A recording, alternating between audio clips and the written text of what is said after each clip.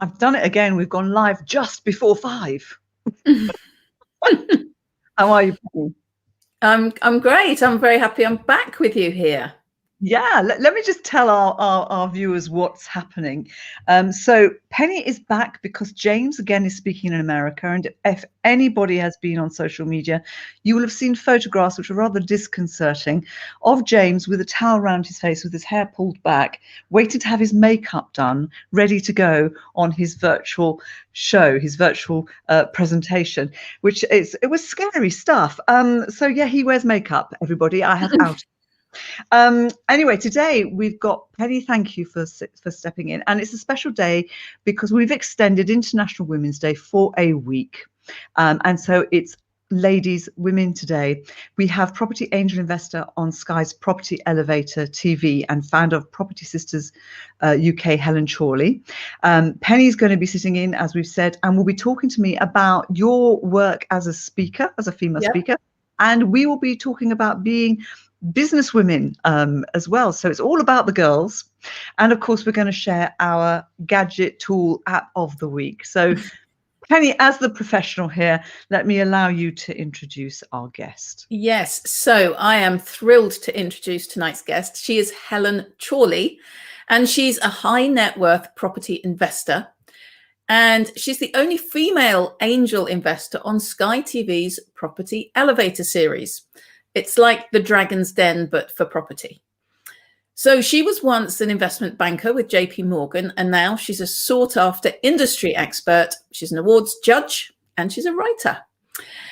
And she's a very friendly face in the world of UK property. She's co-founded the Property Sisters UK community, and she's acting as board executive for a key handful of investment companies. So please welcome Helen. Helen, where are you? There you are.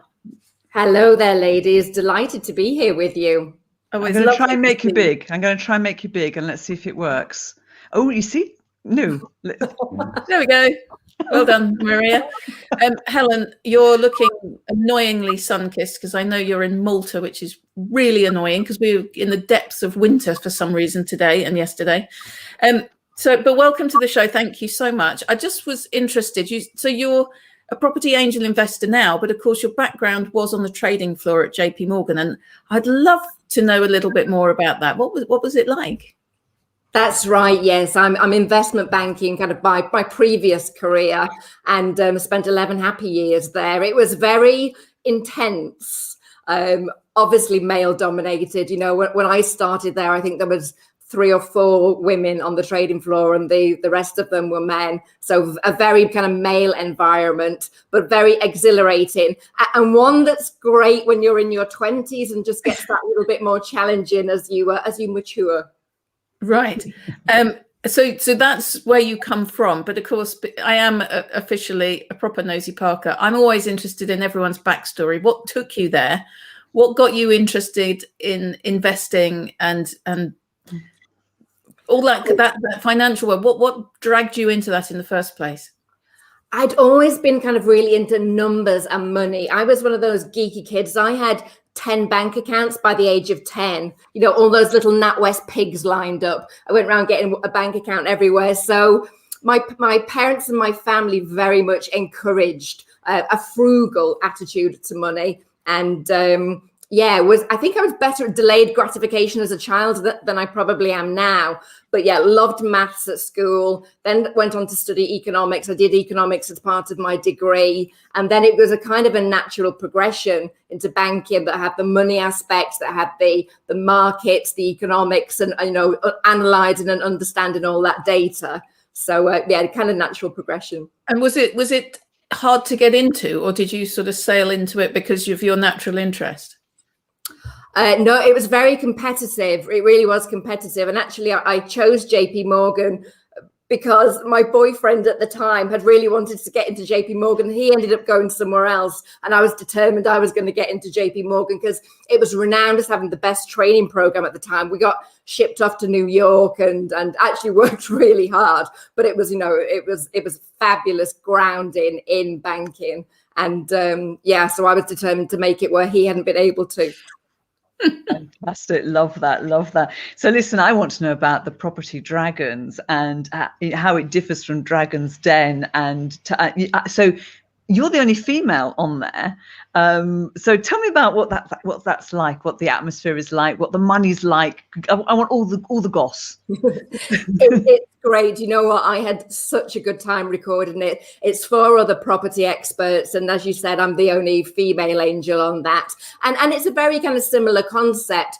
Investors and developers looking for investment into their property projects come, they pitch to us, they explain their vision, they explain their numbers. We have, a kind of pitch deck that they hand to us. We only get that 5 minutes beforehand. So it's not like we've had weeks and weeks of preparation and we can do all the due diligence and the analysis that we normally would do before investing. So it's pretty much, there's the deal, there's the numbers, make your mind up now. But it can get a bit competitive between us all. There was one particular deal I'm thinking about where actually we all offered to fund it. And sadly, I lost out on that one.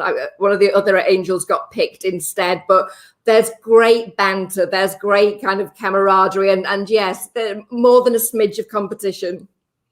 Sounds fantastic. That must be such fun.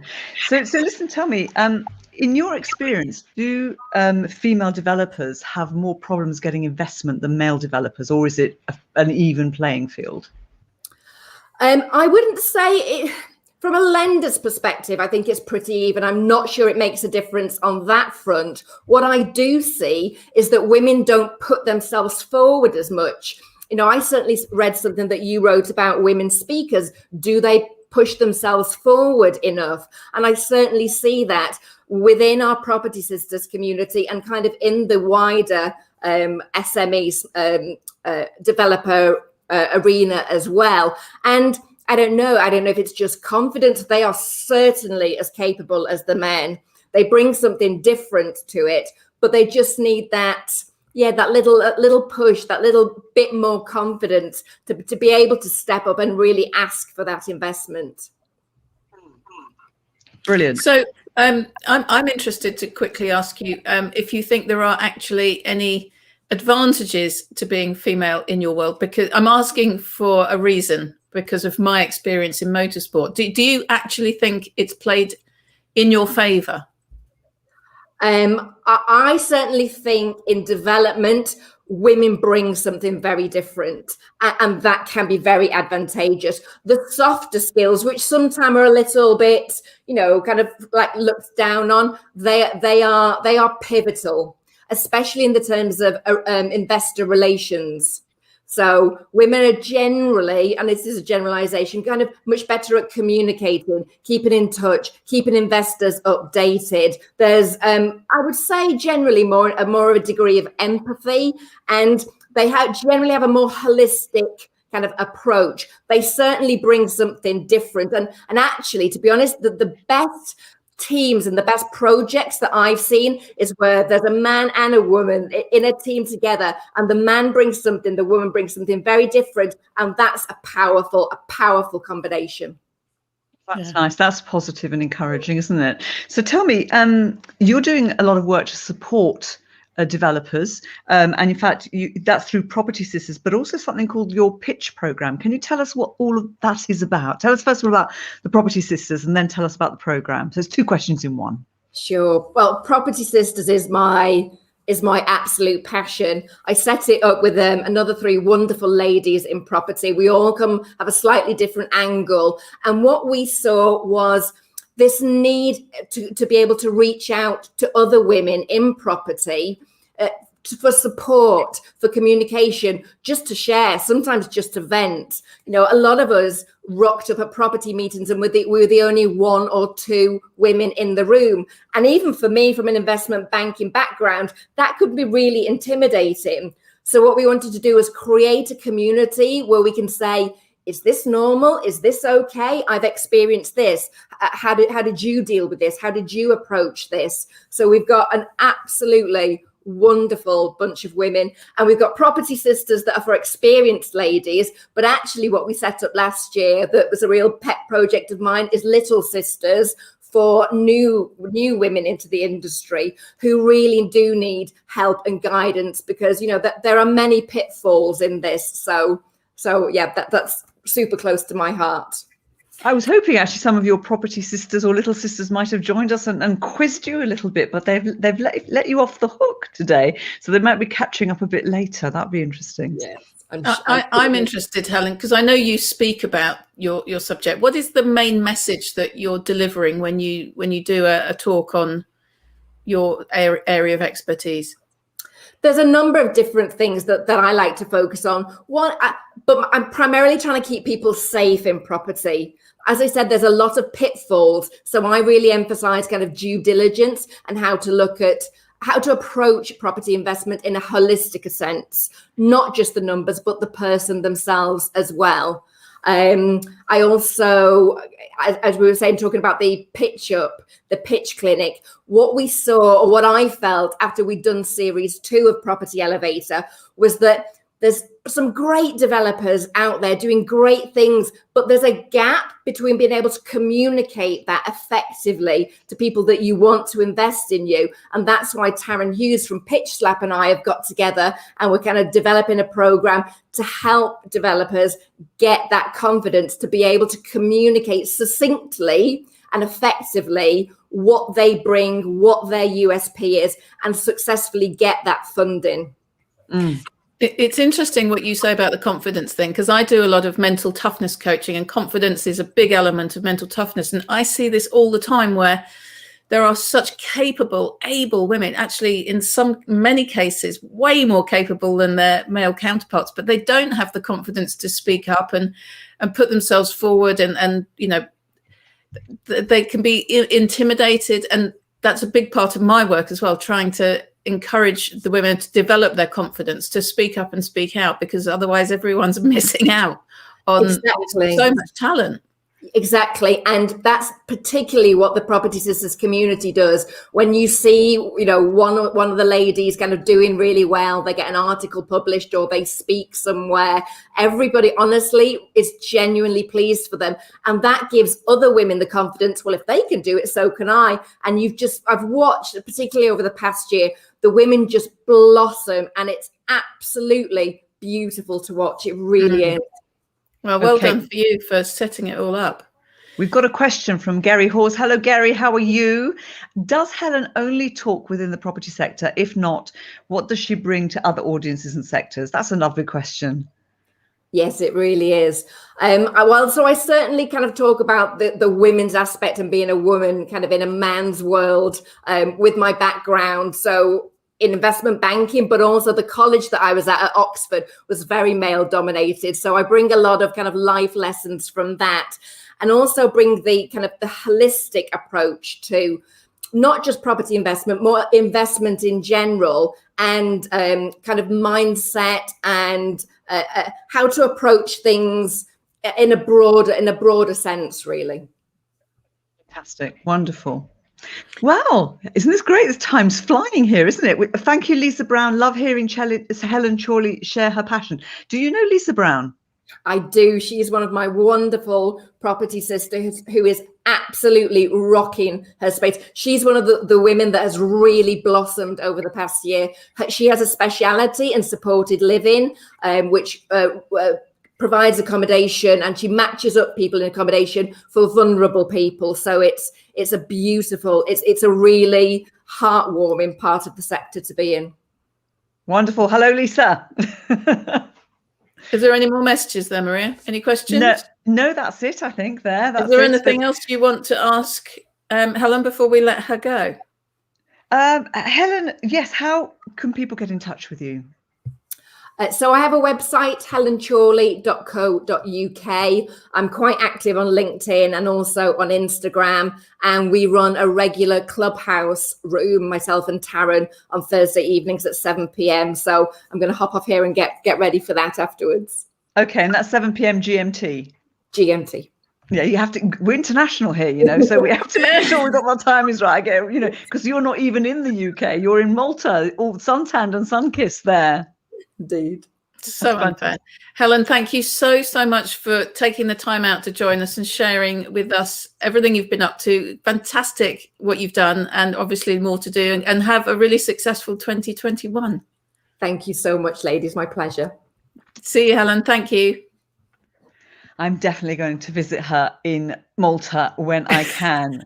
My goodness, how lovely to be living. You don't need any excuse to no, well, as soon as we can escape, gosh, it'd be wonderful, fantastic. So, brilliant.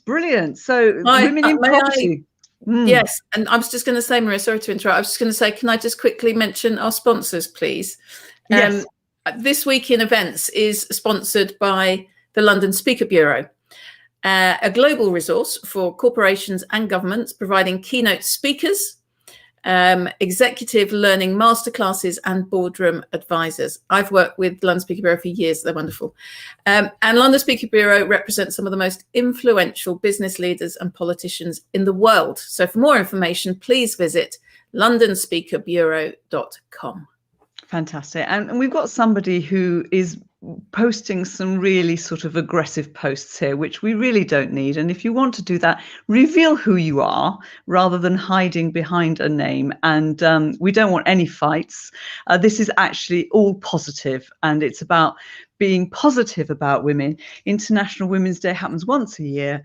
Every day is International Men's Day. And incidentally, we love men. It's not about either or, it's about everybody. And I wanted to talk about that. Having worked in the speaking industry for many, many years, I've found that there's a disproportionate representation of speakers on the big stages, and we've seen it all before. We've seen lots of what they call manels, so panels where they're all male, and in fact women speakers represent something like 25% of the paid speakers from what I've seen. And if you go onto a Speaker Bureau website, you'll see that again, it's not a 50-50. We're doing our best to make it far more diverse, and that's not just about men and women, but making much more diverse choices for everybody and giving everybody a voice. What's been your experience? Have you found anything? Have you found it harder than your male counterparts? I mean, you're interesting because your background is actually a bit different, really, isn't it, from the average lady? My background, of course, is motorsport. So I was a rally driver, and I was one in hundreds of competitors who happened to be female. It was never a deal for me. I was never a gender thing. I was a competitor. I didn't want special treatment. And then, of course, motorsport, people forget, is the most inclusive sport because every single race and rally is open to everybody.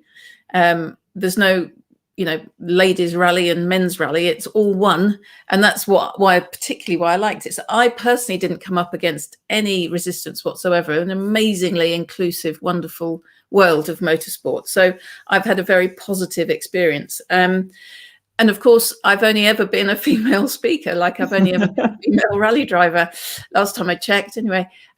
So I don't know what it would be like to be a male speaker, of course. All I know is that, and it's very similar to actually what Helen was saying, when I never meant to be a speaker, I never started out to be a speaker. My TV shows came to an end and I panicked and thought, what can I do? I'll talk about what I used to do.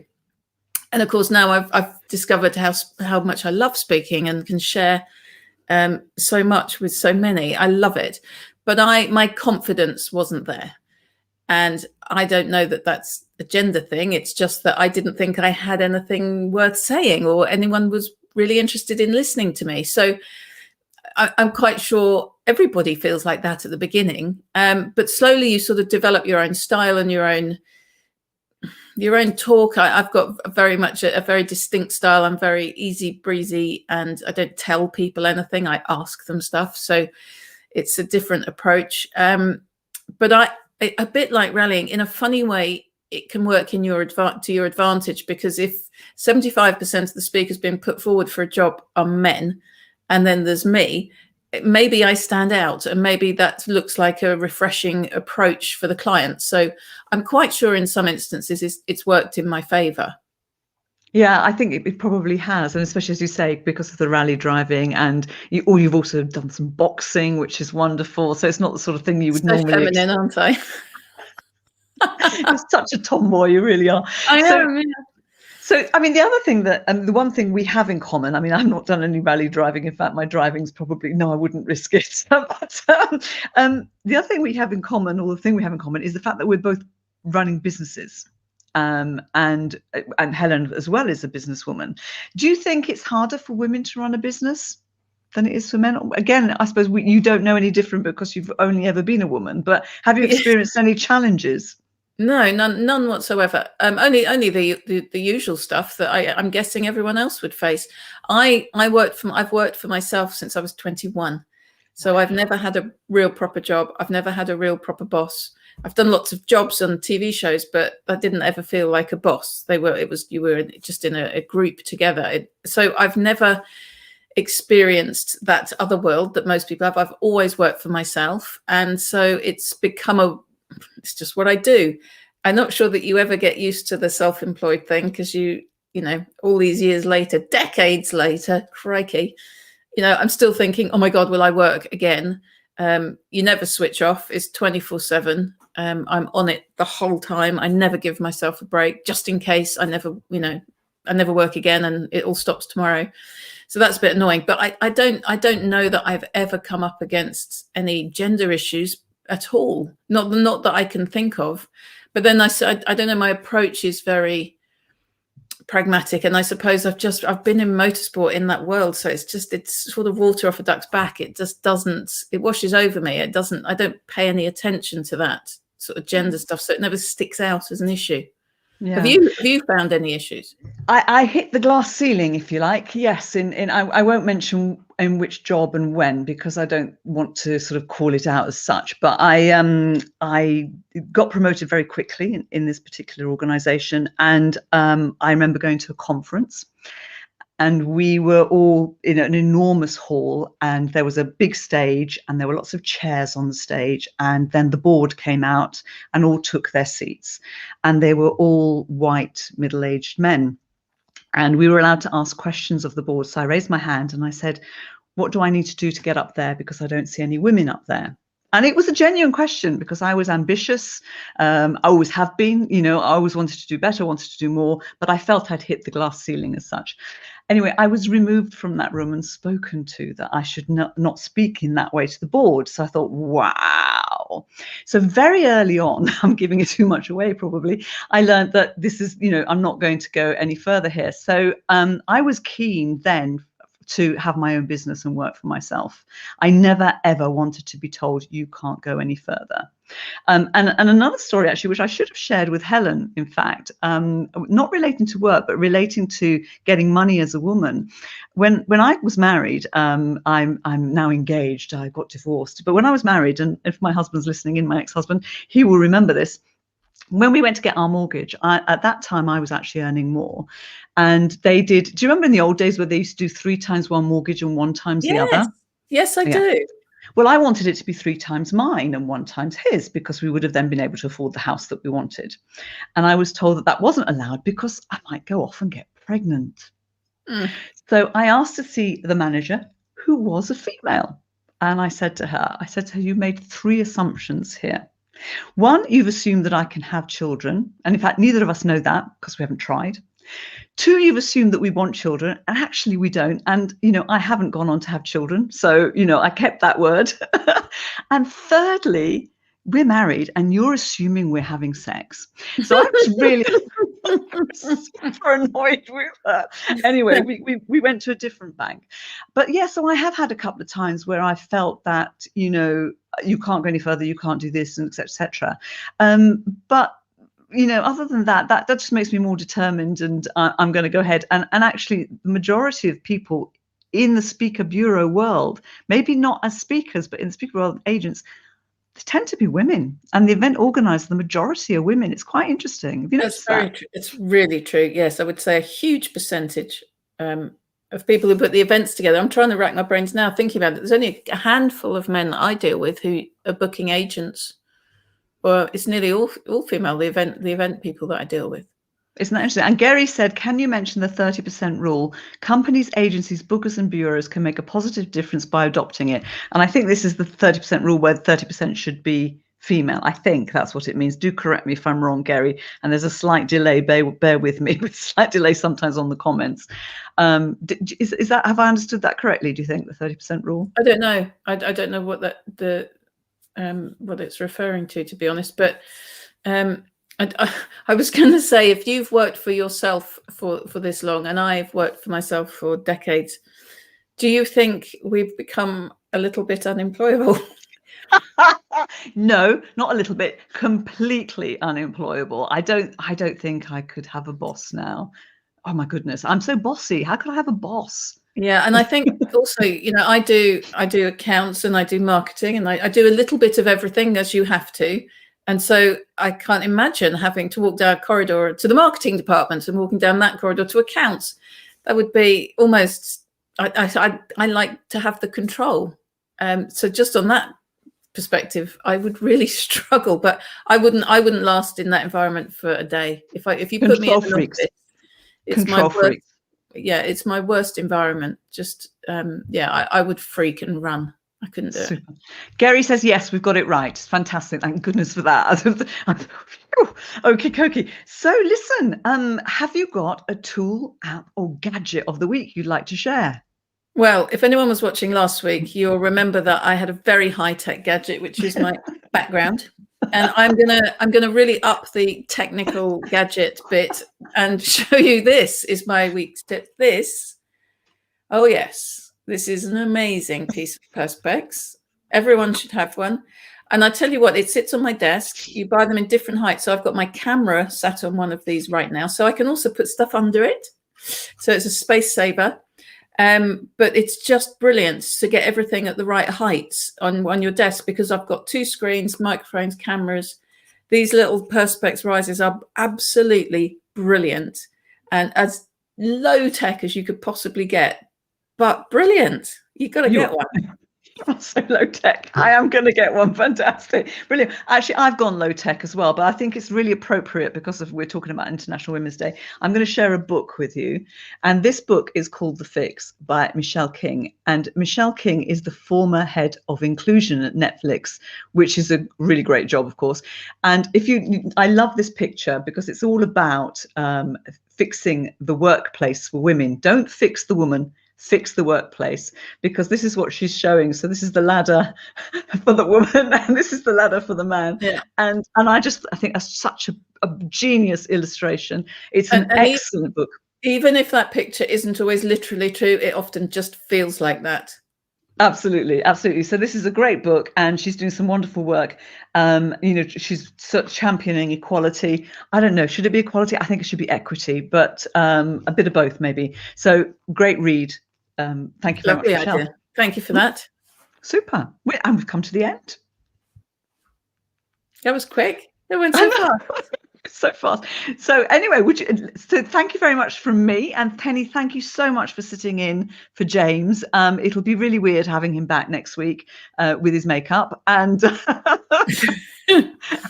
thank you very much for stepping in. It's been great. It's been an absolute pleasure. I've kept the seat warm for you, James. You can come back. Your job is not under threat, but thank you for having me. I've really enjoyed stepping in for James. Thanks, Maria.